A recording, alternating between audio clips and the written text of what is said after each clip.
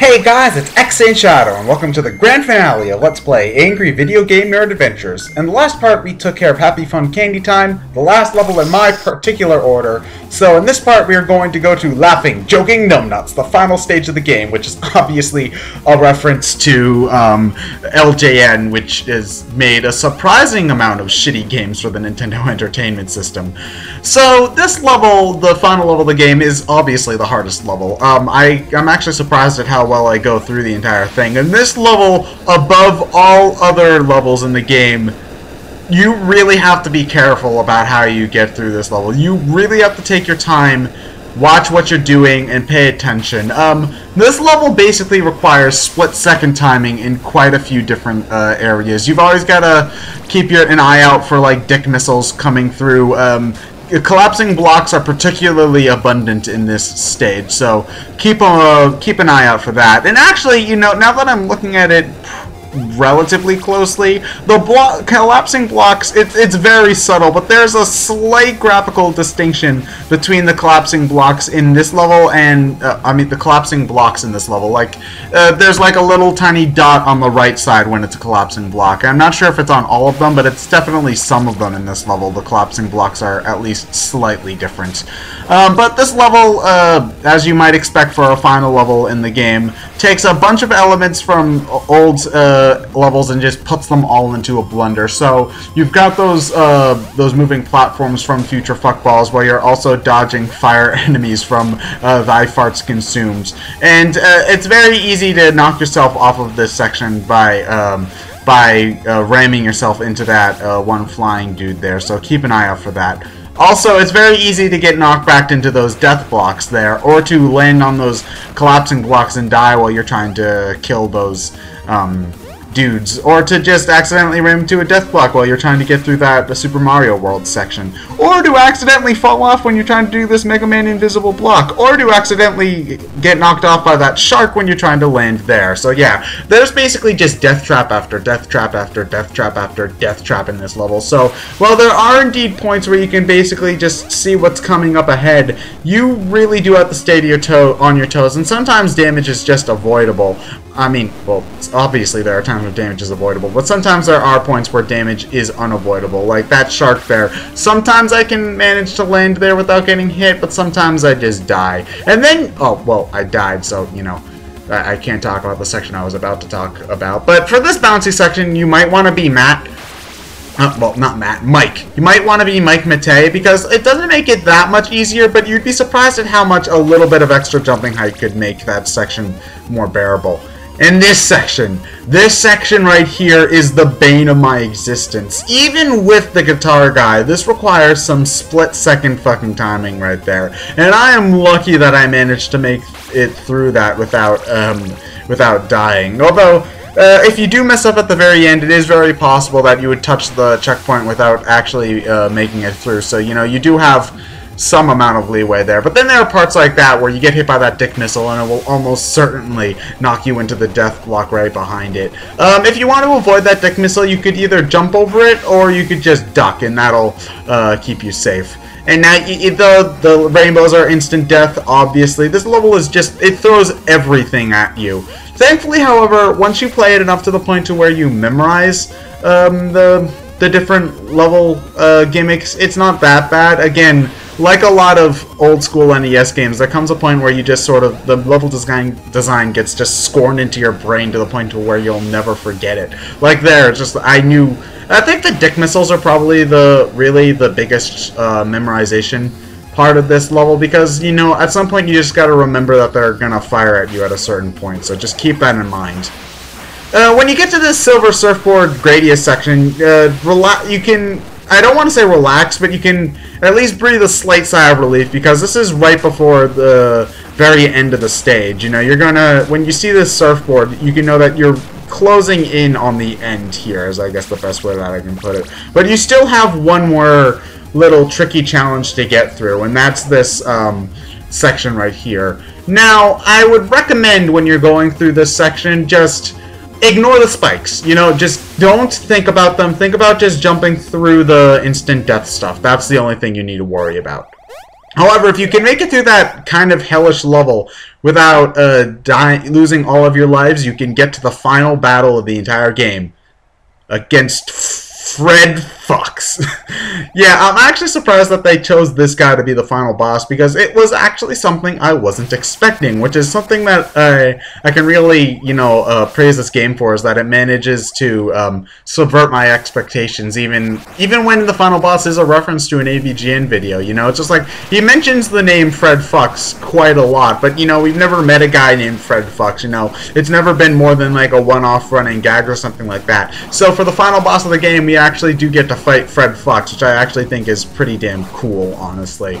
Especially just the way that this background looks, it's just like, he's glowing and he's got a star, and I love the Rainbow Road sort of spacey backdrop whenever I see it in any game, I love seeing lines come up in space and stuff, and I love this sort of background in every game that it's in, so yeah.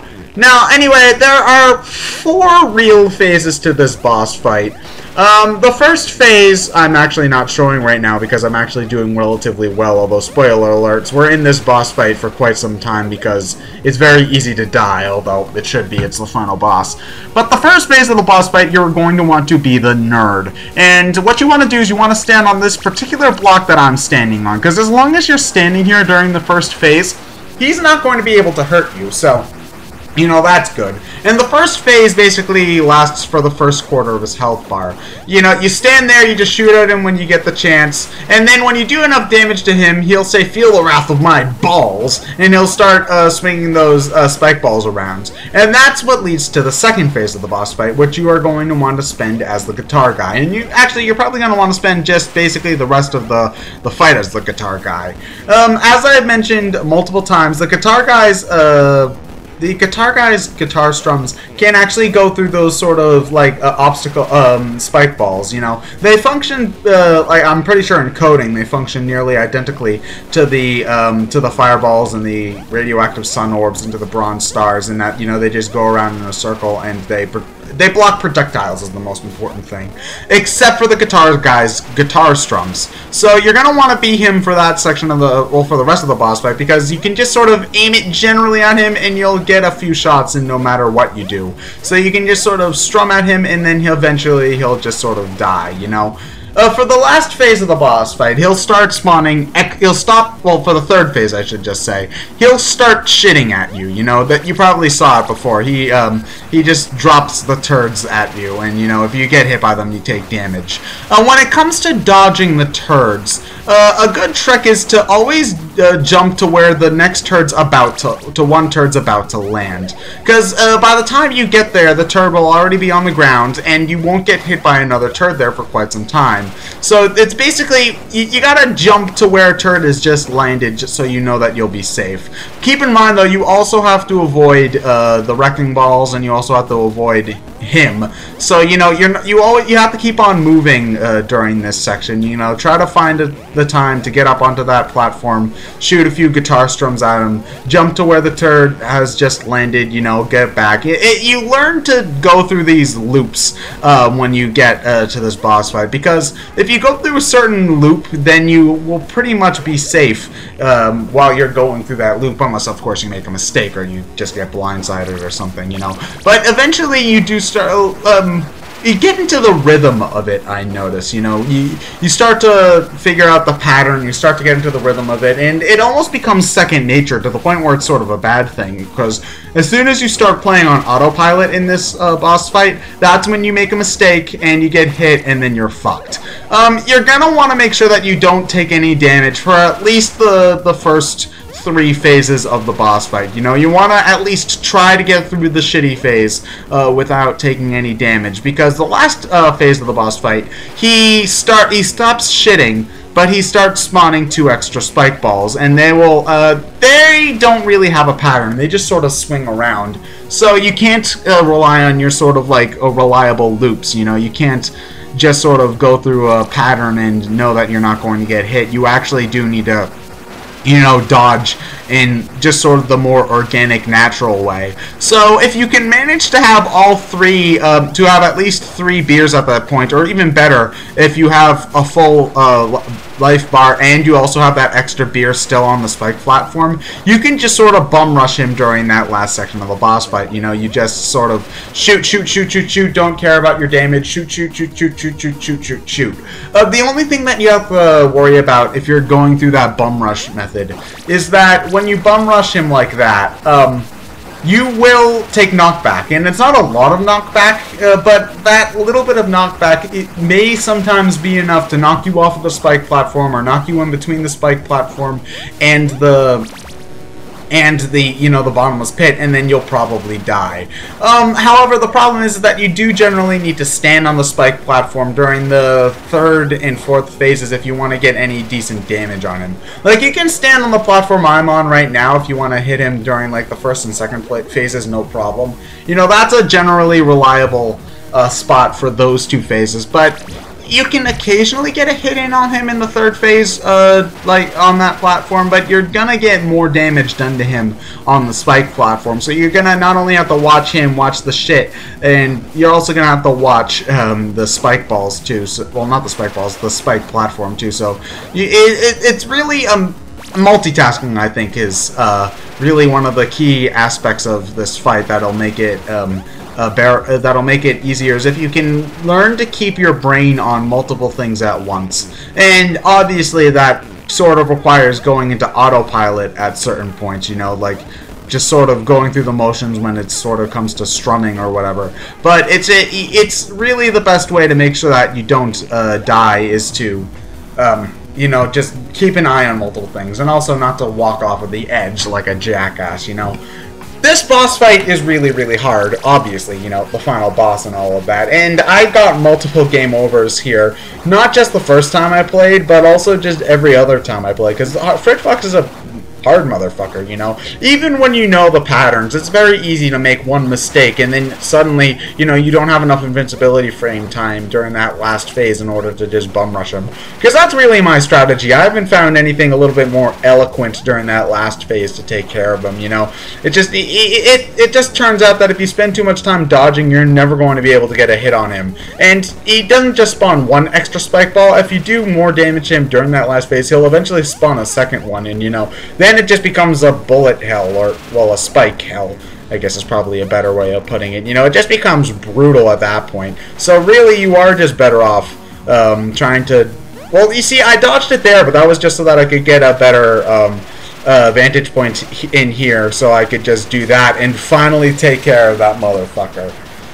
And with Fred Fox being destroyed, game plan starts to fall apart, and everything's exploding, although I don't know how code can explode.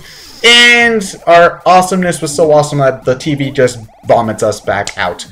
And actually, I do like it that I'm pretty sure that these NES drawings right here are actually relatively accurate portrayals of the nerds like game room and stuff like that. So, with one final joke that he's done in multiple of his videos, you know, this game is so bad that if you have to keep on playing it, you must be a fucking nerd. Continues playing. So that was the Angry Video Game Nerd Adventures. A really, really, really, really, really fun game. On top of just being an awesome tribute to the nerd in general. Tons of references, great humor. The game has amazing presentation, even just on its own merits. I love the 8-bit art that it has. I love the music. And just the game is just incredibly fun to play, and it's surprisingly solidly designed too. So this is a really great game. Thanks for fucking watching, and there's my stats. I'm ExandShadow, and I'll see you guys later.